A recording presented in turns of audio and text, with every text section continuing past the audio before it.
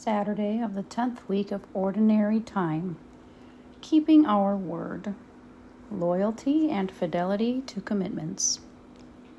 When we give our word in a certain sense, we give ourselves. We put on the line what is most intimate to ourselves. In spite of his personal failings, a true disciple and follower of Christ will be honest and loyal, a man of his word. In the church, we Christians are called the faithful. This term underlines the state acquired by the members of the people of God through baptism. But a person who inspires confidence, whom we can trust, can also be called faithful. People like this live up to the confidence placed in them, to the demands of love, friendship, or duty. This kind of person keeps his word. In Holy Scripture, the term faithful is applied to God himself, because no one is more worthy of trust than he. God is always faithful to his promises. He will never fail to keep his word. In St. Paul's words, God is faithful, and he will not let you be tempted beyond your strength. Whoever keeps his word is faithful. The person who fulfills his commitments to God and to others is loyal. However, our society often falls into doubt and relativism. Many people, irrespective of their age, seem to be ignorant of the noble obligation to keep their word, to fulfill the commitments they once assumed with complete freedom, or to behave in accordance with the decisions they have made before God or man, in civil or religious life. Difficulties may arise, but the faith and teaching of the Church and the example of the saints show us that it is possible to live these virtues. God does not deny his grace to those who do what they can. We must be firmly convinced and help others have the same conviction, namely, that it is possible to live all the virtues with all the demands they make. There is an idea in vogue that virtues and commitments are ideals or goals to aim at, but without much hope of attaining them. Let us ask God never to allow us to fall into this error.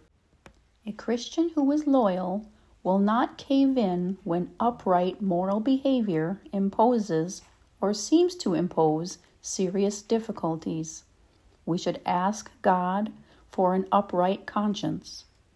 One who gives in may desire in theory to practice a particular virtue, may wish not to sin, but in practice considers that when temptation is great or the difficulties serious, he is more or less justified in giving in. This can happen in one's work situation, or when faced with the obligation to react energetically when sensuality threatens to supervene, or when a serious effort has to be made to finance the children's education, or to be faithful to one's spouse or one's vocation. Let us call to mind today, in our prayer, these words of Jesus. The rain fell and the floods came, and the winds blew and beat upon that house, but it did not fall because it had been founded on rock. Faithful to Christ, this is the greatest praise we can receive, that Christ can rely on us no matter what presents our future circumstances may bring, that our friends can know we will not let them down, that society can trust us, knowing that we will keep our word and fulfill our obligations freely and responsibly.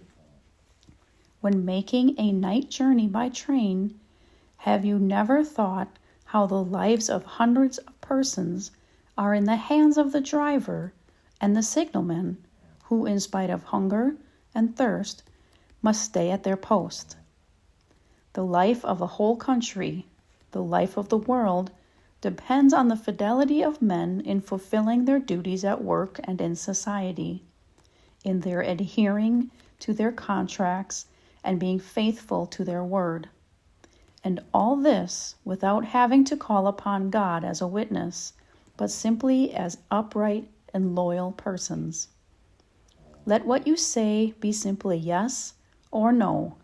Honorable people, loyal in fulfilling small daily duties without recourse to lies or deceit at work, being simple and prudent, fleeing all murkiness, open and plain in what we say or do. If we are loyal to our fellow men, then with God's grace, we will be loyal to Christ, and this is what really counts. He who is faithful in very little is faithful also in much. We will not be upright and faithful to Christ unless we are loyal in our everyday human dealings.